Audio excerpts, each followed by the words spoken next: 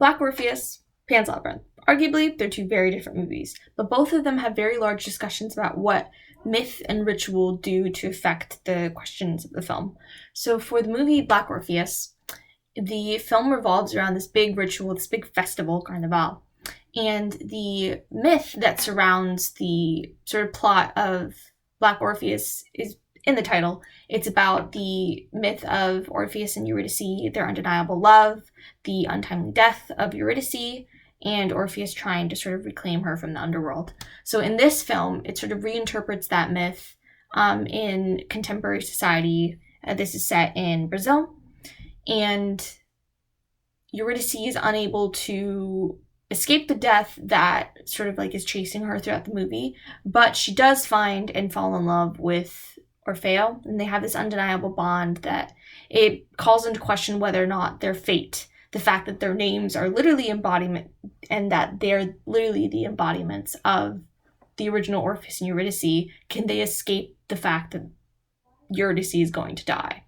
And this big question of fate also happens in Pan's Labyrinth, what with its emphasis on this big ritual of opening a portal into the underworld, and the reasoning behind that, the myth, is the loss of the underworld's Princess Moana. And that sort of connects to the story of Ophelia, who's trying to sort of mentally escape and physically escape the fascist society that she now lives in with her mother. And so both of them ask a lot of questions about whether or not this fate could be avoided, how much personal choice can affect this path. Mortality is a very big theme in both of them because death is just so much part of humanity. And to both of these plots, like Orpheus and Eurydice end up dying, but at the end they die in one another's arms. And what unites them along the path is music. And for Pan's Labyrinth, sacrifice, it propels a lot of the plot, and especially it's like this idea of death and rebirth, with Ophelia's mother being pregnant and sickly the entire time, but she ultimately gives birth to her baby and dies. So the cost of her baby's life is her own life. And for Ophelia, she kind of matches this with the cost of entering the underworld or being reborn as the princess of the underworld. She ultimately has to die. And she does this as it's this big test of whether or not she can get into the underworld, but she ultimately spares her brother's life and ends up dying herself. And in the underworld, her mother is there. So both of them are sort of reborn after they died.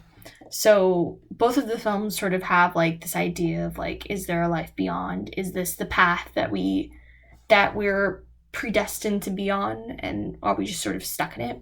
And as films, both of them have thematic elements that sort of enhance these plots. So music plays a central role in both of the movies. It sets the tone of the scenes, and especially in Black Orpheus, music is a ritual that has power.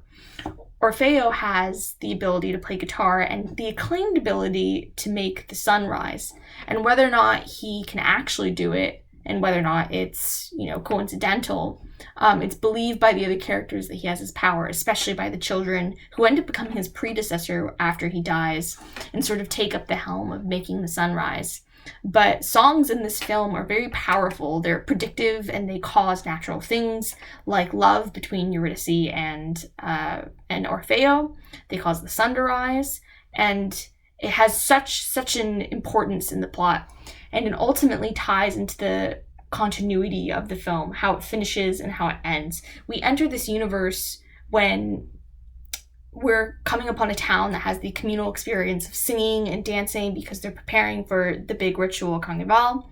And then at the end of the movie, after our main characters, Orfeo and Eurydice, have died, there's again this procession of dancing and singing where his predecessors, the kids who played the guitar, the one kid and the other kids who dance along with him, end up walking and dancing through the town and singing, and that kind of wraps up the movie as a package. And for Pan's Labyrinth, we have this haunting melody that's introduced to us in the beginning of the movie when Ophelia's dying, and time sort of reverses itself, but it's very haunting, and then halfway through the film it explains that this is a lullaby sung to Ophelia. So at the end of the movie, it sort of cycles back to the beginning because you see how she ends up bleeding on these steps.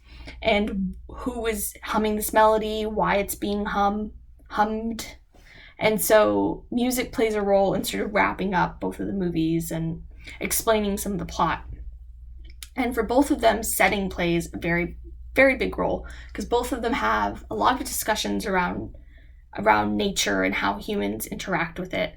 For Black Orpheus, so much of the plot is in open areas. They're not confined in homes. They're like walking in grass, and even the homes are very close to open air. And when Eurydice dies after Carnival is over, he ends up going inside of this massive building that's like it's a missing departments building, and there's just long empty hallways. It's devoid of life. It's devoid of the nature and color that we see throughout the film. And it's meant to represent the underworld in a direct sort of reference to the original myth, where Orpheus travels to the underworld, sort of find where Eurydice is. And in Pan's Labyrinth, we keep going into this fairy tale world. And one of the places that we venture into is the lair of the Pale Man. And it's definitely very menacing in there. There are paintings on the walls that sort of explain the myth of the Pale Man and how he harms children. And he sits in front of a fireplace at a dinner table full of food. And this mimics a shot of the captain, who in the real world is a vicious man. And during one of the scenes where he's talking about killing the rebellion that's sort of fighting against him and this fascist regime that he serves, he speaks very viciously about murdering them. And he's sitting in front of a fireplace, and this mimics the Pale Man later in the film.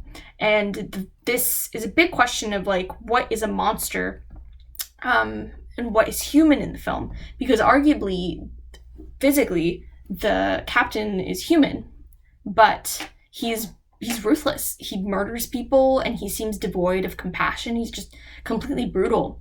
And you see that throughout the film. It also asks, what makes humans human? And you see with the character of Ophelia, a young girl who is sort of figuring out how to exist in this very violent world. You see, and with the rebellion in response to the regime, you see that what makes people human is compassion and connection. So although you can look at the captain and say that's a human man, you sort of see through his actions and how he treats other people that he's as much of a monster as the Pale Man. And one of the last things that sort of connects both of the films to myth is this idea of a sense of history with all of the things that they interact with the plot. So for Black Orpheus, this is like literally contained in the guitar that Orfeo plays. Because it says on his guitar that Orfeo is my master, and when he talks about the guitar, he talks how there was an Orpheus before him, and that there's probably going to be one after he's gone. But for now, the guitar is his.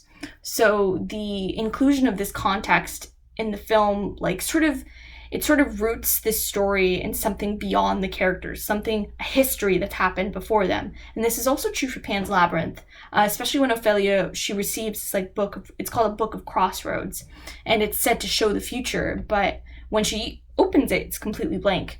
And it's interesting how it reveals the future, but at its own pace. So when she needs it, the pages appear in the moment, and they sort of outline her trials with warnings, instructions, and they literally write tales about what she's going to be interacting with. So it's a combination of both myth and ritual in order for her to sort of balance the nature, physical nature of what's happening in the world, especially with the toad that's harming this tree. And the book outlines the ritual she has to do in addition to the myth of why the tree is important, why the toad is harming the tree. And so it keeps happening without the film, these trials that she must undergo. And ultimately it wraps up in, again, that main ritual of the film of this sort of opening the portal to get to the underworld. And one of the other sort of core objects in the film that has a sense of history is the pocket watch of the captain. And it's explained, he holds his pocket watch and you hear its incessant ticking. It sort of gets in your head. And to the captain, it's a symbol of sort of a lack of control and how he pursues control. So it explains a bit of why he acts the way he does. especially when the myth of that object's origin is explained to be his father's and a representation of manhood and legacy and death. And the captain's character, like how much it's centered around obedience. And again, cycling back to that idea of how much can you control your fate? How much are you just subject to the will of others? Definitely a lot of things going on in both of the films that's very much so rooted in myth and ritual.